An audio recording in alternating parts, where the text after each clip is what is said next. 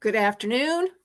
Welcome back to Global Media Network LLC, Passionate World Talk Radio. It is a wholly owned subsidiary of GMM LLC. Voices of the people, united we roar. Our motto is educate, enlighten, and entertain. Our third host, Betsy Wurzel, will not be able to make it today because the remnants of the hurricane has thrown 3 inches of rain in New Jersey where she lives, and her house leaks. So today it's Lisa Skinner and I, Lillian Cauldwell, on Lest We Forget Historical. Lisa and I will be talking about the new synthetic drugs that China has introduced to the world. And the reason why they're so dangerous is because they're cheap and because they come in pretty little packages that attract elementary and middle school students to go out, not realizing that there is a death danger here. So we will start off first with Lisa and hear what she has to say. And then you will hear what I, Lillian Cauldwell, have to say. And then we'll hold a discussion. So please join us. Hi, everybody. Lisa? Hi, everybody. Thanks for joining us today.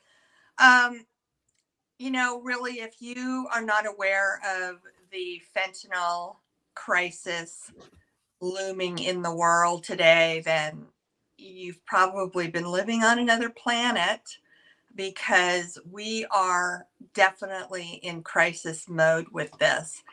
And nationwide deaths related to black market fentanyl pills are definitely on the rise. And many of these victims, as it turns out, are people who get hooked on pain pills that are actually prescribed to them by their physicians. And then they get hooked, and they need, once the doctor stops writing prescriptions for the pain pills, they need to find other sources to continue feeding their habits.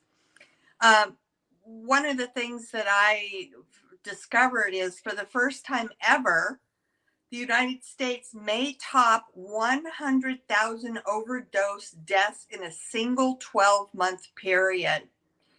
And again, the big culprit is due to black market fentanyl. And what black market fentanyl is a powerful synthetic opioid.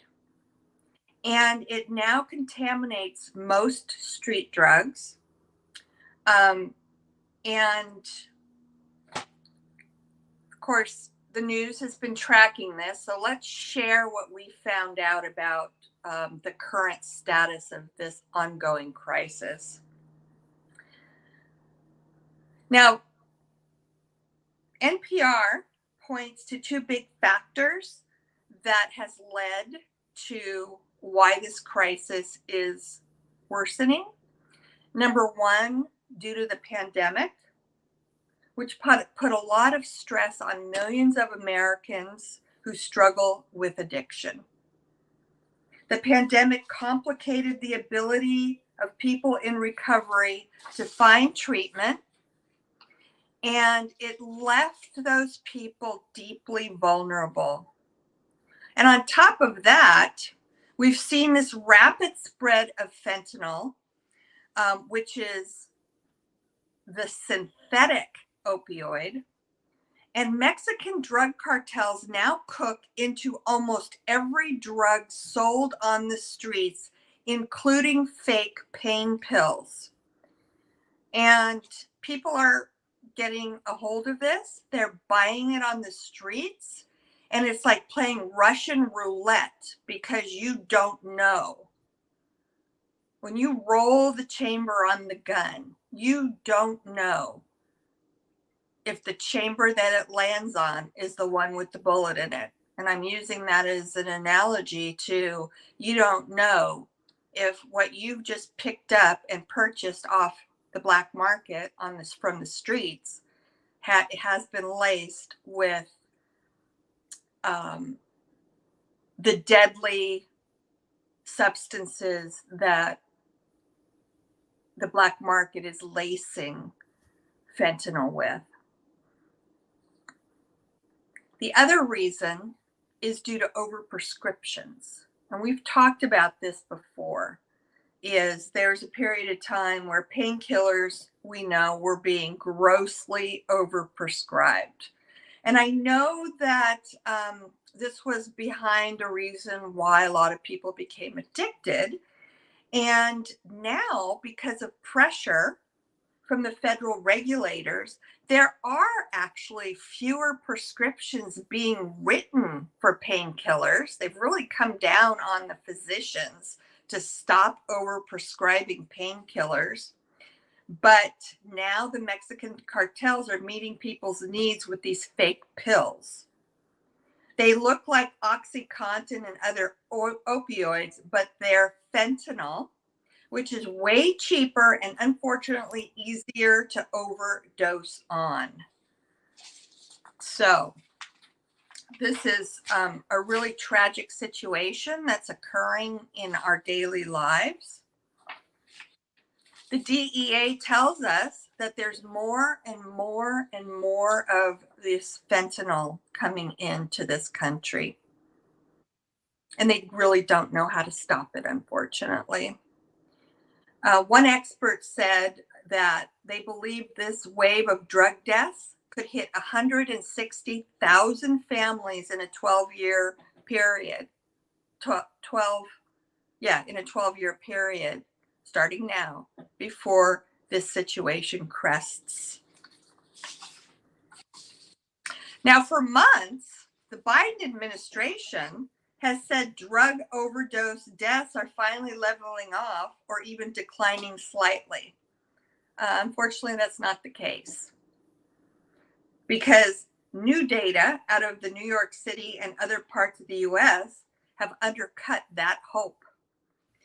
The numbers show dramatic increases in fatal drug deaths caused by fentanyl. So the latest numbers are have been collected from 2022, actually are very grim. They show a 12% increase from the year before, with more than 3,000 people dying from drugs in that year, and that happens to be a new record. The old normal for New York City until about 2011 was 500 to 600 drug deaths a year, which, wasn't great. But now we've hit a number roughly 5 times higher than that. And what appears to be happening is fentanyl. It continues to displace other less deadly, less potent street drugs. And fentanyl is also being taken in really toxic cocktails in combination with other drugs. Data from the Center for Disease Control and Prevention show that the overdose crisis is truly grim. Again, 111 deaths roughly every year. And the impact is really uneven. The latest preliminary data from the CDC shows some states like Oregon, Nevada, and Washington are seeing big spikes in drug deaths, up more than 20%, and even bigger than what we're seeing in New York City. Whereas other states seeing 10% increases above levels that were already pretty ugly are states like Arkansas, Indiana, Louisiana, and they are reporting significantly fewer drug deaths right now. But frankly, the experts haven't been able to explain these patterns, so we don't know why those big disparities are happening.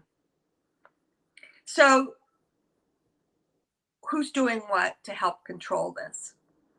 So in my research, I did find out that the Biden administration has ramped up efforts to target Mexican drug cartels that are supplying this fentanyl in our country. Today, the White House announced new sanctions against the Sinaloa cartel. Some cities are trying to disrupt street drug markets where fentanyl is being sold directly to people with addictions. This is in response to a lot of growing public concern. Every time we turn the television on and turn on the local or the national news, you're hearing of some other person dying of a fentanyl overdose.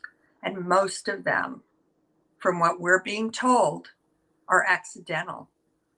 And it turns out this is because these drugs are laced with other poisons, heroin or some other substance that they're being laced with. We're actually seeing more public use of drugs right now. It's more visible and more disruptive. This has sparked community backlash. That's not surprising at all. Most experts are skeptical that fentanyl trafficking can be slowed. It's a uniquely easy drug to make, and according to my information, easy to smuggle. So keeping it off the streets in places like Portland and Las Vegas and New York City, so far nobody's been able to figure out just how to do that. So on goes the crisis. The Biden administration has also recently rolled out a bunch of new policies to try to make addiction treatments more available to people. So he definitely is trying to figure out a way to get this under control. But as of this conversation, nothing has worked yet.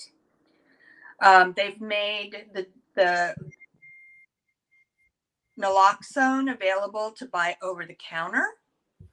That actually was what was administered to those preschool children that recently died from being exposed to the fentanyl dust that was in the basement.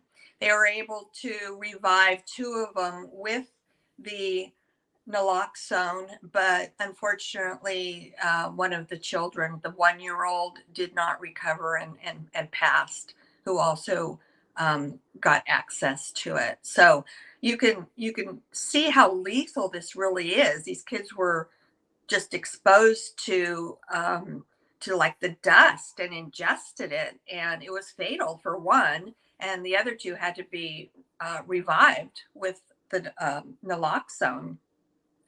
State and local governments are spending more and more money to try to make treatments available. The naloxone is that nasal spray that reverses opioid overdoses. However, it's got to be administered in a timely fashion, and people aren't always have access to it being done in time to save their lives. These efforts are running headlong into big problems like homelessness and social isolation, a more toxic street supply of drugs that's really hurting people. So it's no wonder that experts are saying that this is truly a public health crisis and not one that's going to be fixed anytime soon. Just a case in point, I turned on the world news last night, and the story was about San Francisco, which is where I'm from. I was born there. I grew up for a period of time in San Francisco. I moved to the suburbs, but as of yesterday, San Francisco has won an award. No, I'm just kidding. They have the largest homeless population in the entire country. That's not something to be proud of.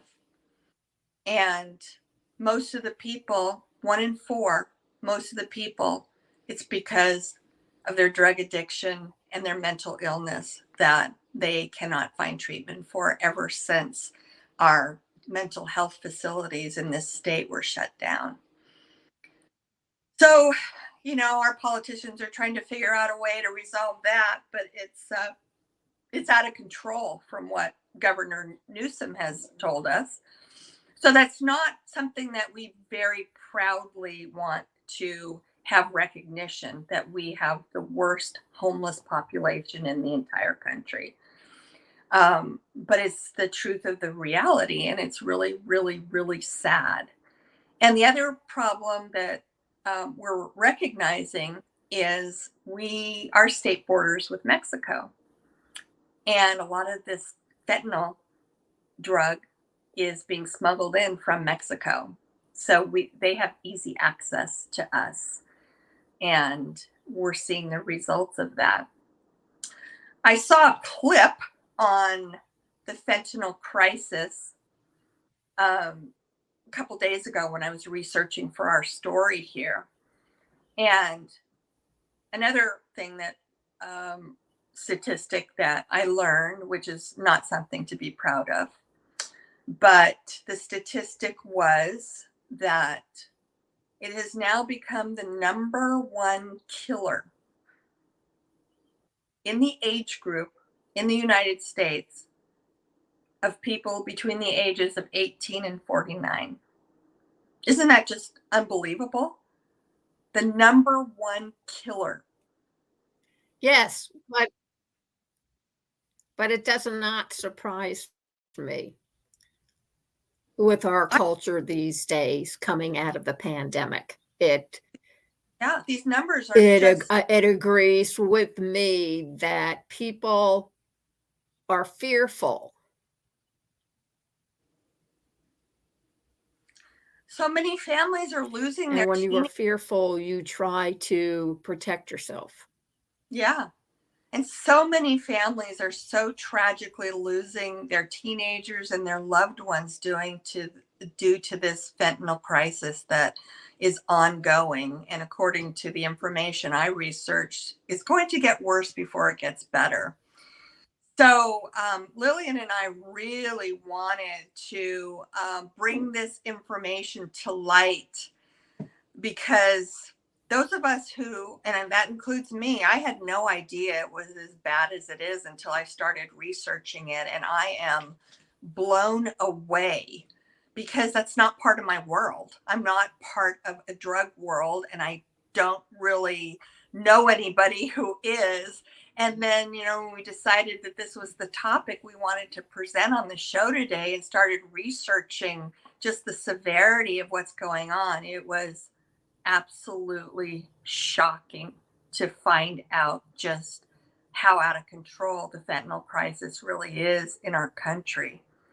So we wanted to bring it to light for you so you too would be aware of it. And I'm going to turn the floor over to Lillian, because I know she's done some research and has some very interesting information to share on this topic as well. So, Lillian, it's all yours.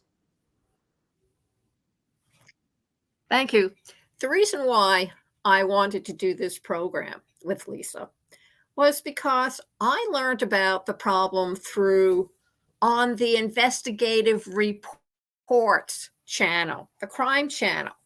And if they start putting it into investigative reports and documentaries, then we must really have a problem, because they had an incident where a 13-year-old girl, she was in junior high, or what they call middle school, and she and her friends were at a party, and they were given a bag full of these synthetic drugs that had pretty pictures, blue, green, purple, on them. And nobody said that they were dangerous. So instead of just taking one, you know how middle school students are, they grab with their whole hand. Like And M&M. because they're so small, like M&Ms, exactly, they did not stop at just one. Some of them had 4 or 5. Now, in the report, the person who was doing the reporting noticed that the drug agents were wearing plastic gloves when they were handling these packages.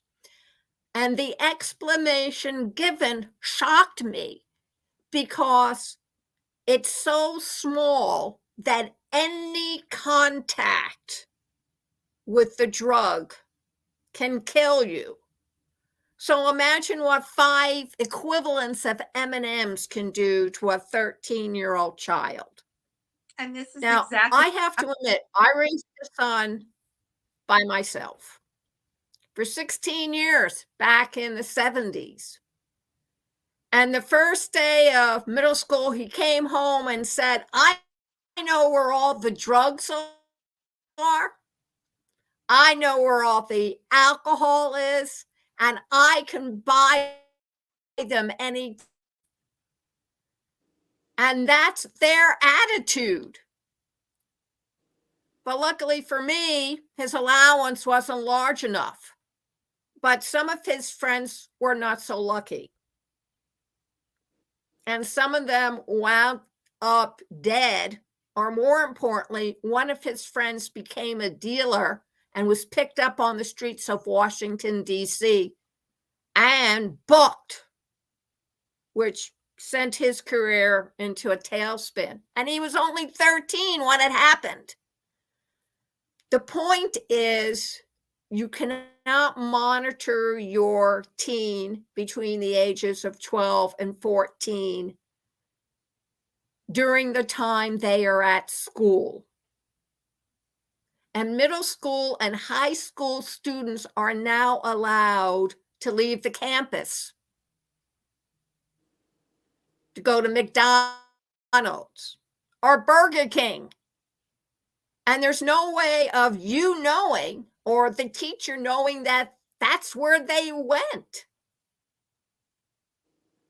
So Lisa and I, would like to make the suggestion that you talk to your children, 14 to 18, that this is not candy, that this is a dangerous substance, and it's not just made up of one drug. There's a combination of drugs that are all put together, compressed, and then you have this one M&M. Now, I don't know about you, but I didn't go through the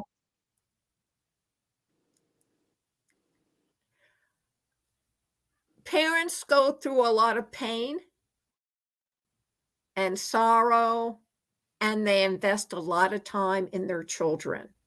You need to talk to them about this. This is on par with the electronic cigarettes that first came out. And all the kids ran and bought the cigarettes because they were flavored and they tasted good. But what they did not realize was they would still get addicted to it. So this is a real epidemic among our kids, but also an epidemic among our adults. Back in the early 20th century, people used to smoke opium. They didn't think opium was bad for you, and it helped them escape the normalcy of life when it got to be too much. And now instead of smoking opium, we now have these synthetic drugs. So I would like for you, if you're a teen, to go and email us at pwrnetworkllc@gmail.com and tell us why you need these little synthetic M&Ms. Because unfortunately, your life, like the fact of what you see in these video games and cartoons, you will not spring back to life. Lisa, do you want to add anything? Yeah, I just want to really emphasize, because I've raised a couple of kids. Lillian's raised a boy. We know how difficult the teenage years are, trying to, figure out who you are and who your friends are. And as a parent, I know, because I used to get the rolling of the eyes from my teenagers, that I was the dumbest person on the planet when they reached a certain age. And we can't emphasize enough that we know that a lot of teenagers think they have it all figured out. But just like I use the analogy with Russian roulette, or spinning the barrel on the revolver, playing chicken, I think is what we used to call it. And you pull the Yeah, trigger plain chicken. if that bullet is in the barrel that landed in the chamber. That's the one thing that you are taking a huge risk, because you do not know if you're the one that drew the short straw and picked the fentanyl that was laced with the lethal, fatal drugs. It's like chance. It's luck of the draw. And that's why so many people are dying, because they think, oh no, that's not going to happen to me. I know where I got my fentanyl. You don't know where it came from. Even if you might have known the person that sold it to you, you don't know where it came from. And this is why this has become such a tragic, tragic, tragic situation. And most of these deaths are due to accidental overdoses, is because people mistakenly think that what they're taking is perfectly okay. And more and more of these drugs are being laced with a combination of different substances that are taking the lives of our loved ones. And before they realize that they did draw the short straw, it's too late. So I just really want to emphasize, parents, talk to your kids, let them know that they are taking their lives in their hands by not knowing where these drugs have come from. And they very, very easily and well could be the one that drew the short straw and picked the bag that was laced, and it's going to end their life. So, you know, we don't want to see that. You guys are too precious to us. You're our future. So that's all I really wanted to say is be careful what you're doing. Don't think that you are safe, because you're not. And don't think you have it all figured out, because you don't. You'll discover that when you're my age and you look back and go, okay, when I was 15, 16 years old, what the heck was I thinking? This all comes later as we mature, and it could save your life. It really could save your life. And that's what's important. So I hope you heed what I'm saying here, because we don't want anything bad to happen to any of you. So keep that in mind. We love everybody and we want everybody to be safe. And we really want our youth to make it through to their adulthood and try to fix the problems that are happening in our world. We need you.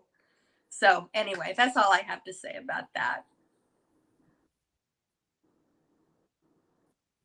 Thank you all very much for listening to Lisa Skinner and I, Lillian Cauldwell, talking about the manufacture and selling of synthetic drugs. You can listen to this program on youtube.com/PWR Network, _PW Talk Radio, facebook.com/Passionate World Radio, linkedin.com/Lillian Cauldwell, and also on https://passionateworldtalkradio.com. Got something to say? Have an opinion? Want a topic discussed? Email us, pwrnetworkllc@gmail.com.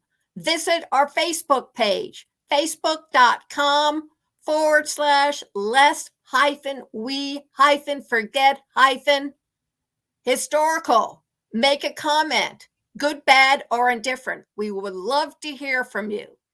And in case you want to talk to the calmer host of the show, Lisa Skinner, you can reach her at... What's the number, Lillian? 484. You're going to give your email. Oh, you can, yep. You can reach me. 364. You can reach me directly at dementiawhisperer1@gmail.com, and I would welcome a response from you, and I will respond back to you. So we look forward to hearing from anybody who has something to say on this, and we've got to stop it in its tracks. 364-1032.